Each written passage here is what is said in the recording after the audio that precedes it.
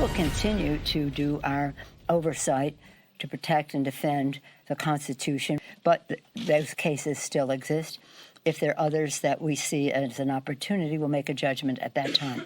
Well, some Democrats just not giving up yet, despite President Trump's acquittal in the Senate last week. Nancy Pelosi, House Speaker, still leaving the door open for more investigations before the president faces re-election. So will it ever end? And where could the Democrats go next? All right, here to weigh in is ranking House Intelligence Member, GOP Congressman Devin Nunes. Congressman, we know that they want to investigate, but they also have spent this weekend recalibrating.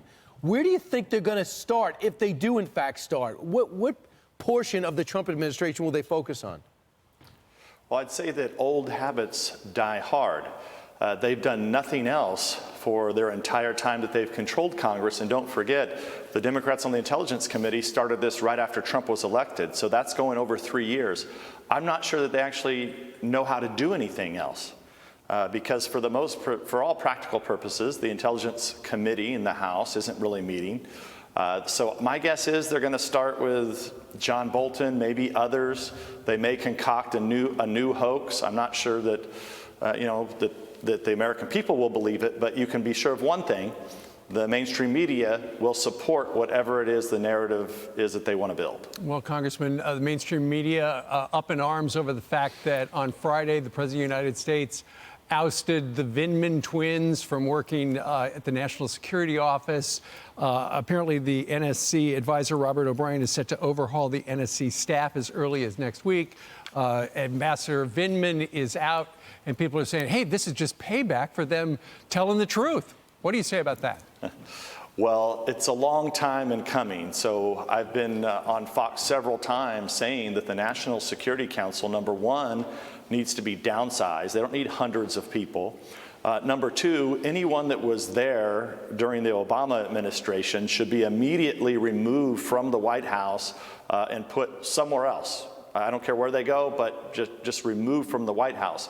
Because look, we know that it's highly likely that many of the leaks that started at the very beginning of President Trump's administration came from the National Security Council. And that should be very concerning. And I've been saying this for a long time. And it's sad that it's taken a new National Security Advisor, O'Brien, to actually come in and start to clean this up. So I would just say, don't let the door hit you on the way out. Media shouldn't over-exaggerate. Nobody's lost their job. They're just going to be moved back to another position. Well, you thought you had a little break. You enjoyed your weekend, I hope, but here we go again. What's your reaction to Joe Biden? And is this the end for him? Because he's not doing well. He didn't do well in Iowa. It doesn't look like he's going to do well in New Hampshire. So I've actually said that for a long time, and I think I would even said this on Fox and Friends, that I didn't see Biden as a legitimate candidate.